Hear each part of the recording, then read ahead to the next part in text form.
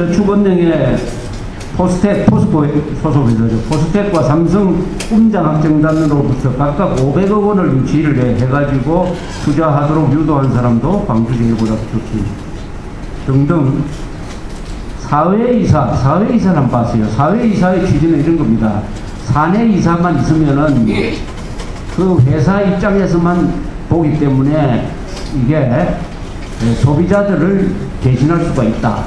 공정하지 못할 수가 있으니까 사회이사를 많이 선임을 하면은 객관적으로 그 회사를 감시할 수 있다. 이렇게 해서 사회이사 제도를 요새 한국이 발전시키고 있습니다. 이 부산저축은행과 부산 제2저축은행의 사회이사 8명 중에서 7명이 전남 출신입니다. 부산저축은행의 사회이사 강모 씨는 전남 법대 출신, 김모 씨는 장성 출신, 박모 씨는 곡성 출신. 부산 제2저축은행 사회이사 4명은 전부 다 전남 출신. 전남 한 사람 전북 출신.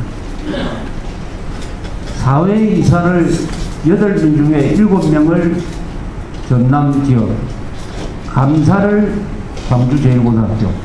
이렇게 해놓으면은 그 회사는 견제와 감시가 안 들어가는 회사가 되죠. 안 들어가는 회사. 자, 이렇게 해놓으니까 온갖 부정부패가 다 일어났습니다. 근데 이것은 상상을 초월하는 겁니다. 상상을 초월하는 거예요. 제가 이것은 금융기관으로 봐서는 안 되고 범죄 집단으로 봐야 된다 하는 이유가 바로 이겁니다.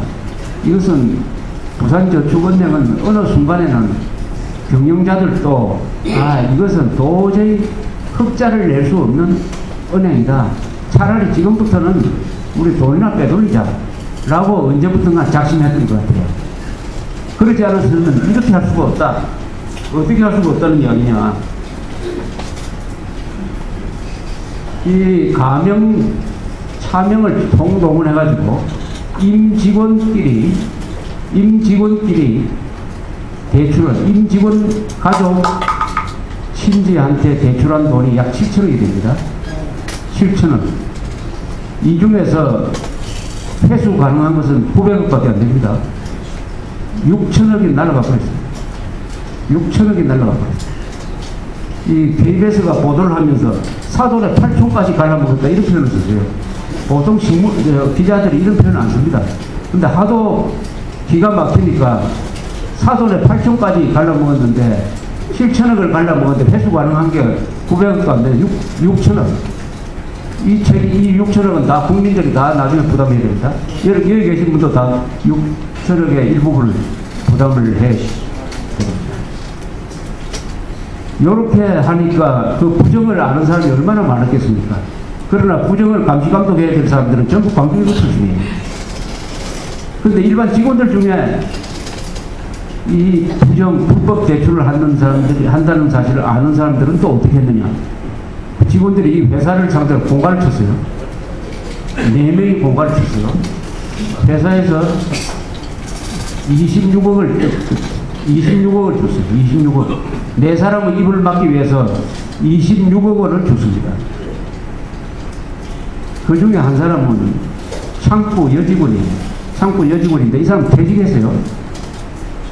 퇴직한 다음에 가만 보니까 아마 제가 추측한 건데는 옆에서 공갈해가지고 돈 받고 하니까 자기도 한번 해볼 거라고 편지를 하나 썼는데 무슨 비밀 자료가 있는 것처럼 편지를 썼어요. 그러니까 놀랍게도 물어보지도 안 하고 5억을 주더랍니다. 5억. 그런데 검찰에서 조사를 해보니까 아무것도 안 가지고 있었대요. 완전한 공갈을 쳐가지고 창고 여직원 나이가 37도 있어요. 이게 부산저축은행 사건입니다. 지금 로비해가지고 부산 출신 감사위원이 은진수란 감사위원이 구속됐다. 어제 조선일보는 그 은진수란 사람은 부산 출신이고 부산 상고를 나왔다. 아주 자세하게 썼어요. 그런데 오늘은 박모라는 광주 1고 출신인데 제2대지주입니다. 이 사람이 로비를 전문한 사람이에요. 이 사람이 구속이 됐어요. 그런데 당연히 돈 받은 은진수는 부산 상고 출신이다라고 썼으면은 조선일보는 박모는 광주 1고 출신으로서 경영진과 동문관계다라고 써야 되는 거 아닙니까? 그렇게 쓰지 않았어요. 광주 1고란 말 싹 빼버렸습니다. 그러니까 부산 사람은 만만하고 광주 1고 사람은 겁난다는 뜻이지. 놀라운 사실은 한두 가지가 아니에요. 더 놀라운 사실은 뭐냐? 부산 출신 한나라당 국회의원들이 단 한 사람도 이 사건의 본질은 광주 1고 출신 악당들이 헤쳐먹은 것이다. 부산 시민들, 부산 서민들의 돈을 모아가지고 고난지방에 투자하고 해외 투자해서 날린 사건이다. 라는 이야기를 단 한 사람도 하지 않습니다. 여러분들이 찍어서 당선시켜준 부산 지역 한나라당 국회의원 중에 단 한 사람도 이 사건의 본질을 여러분들한테 이야기하고 대책을 강구하지 않습니다. 왜 그렇습니까? 왜 그렇습니까?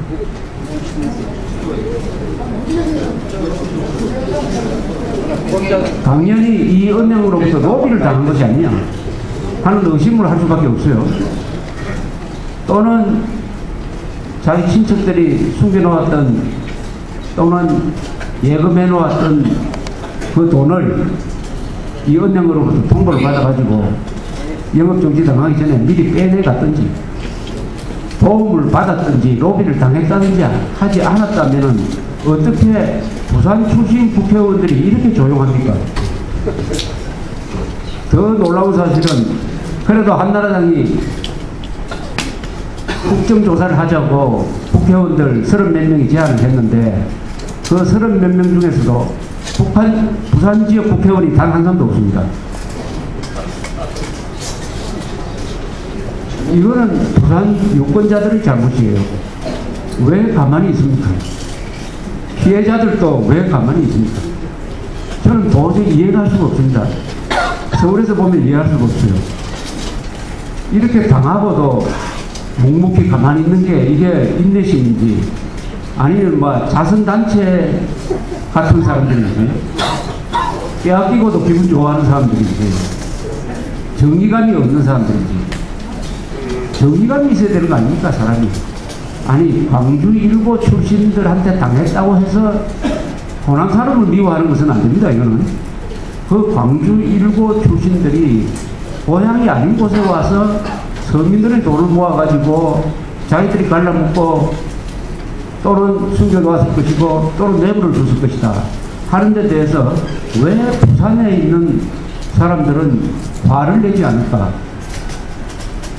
부산 사람들이 정의감이 있기로 유명해가지고 과거에 분마 사태라든지 3.15 부정선거권 직후라든지 1987년 6월 사태라든지 이럴 때 부산 사람들이 일어나가지고 이 한국 역사의 흐름을 바꾼 적이 있었어요. 한두 번도 아닙니다. 여러 번 있었어요. 그런데 왜 이 사건에 대해서는 왜 정의감이 일어나지 않느냐? 잘 살기 때문이냐?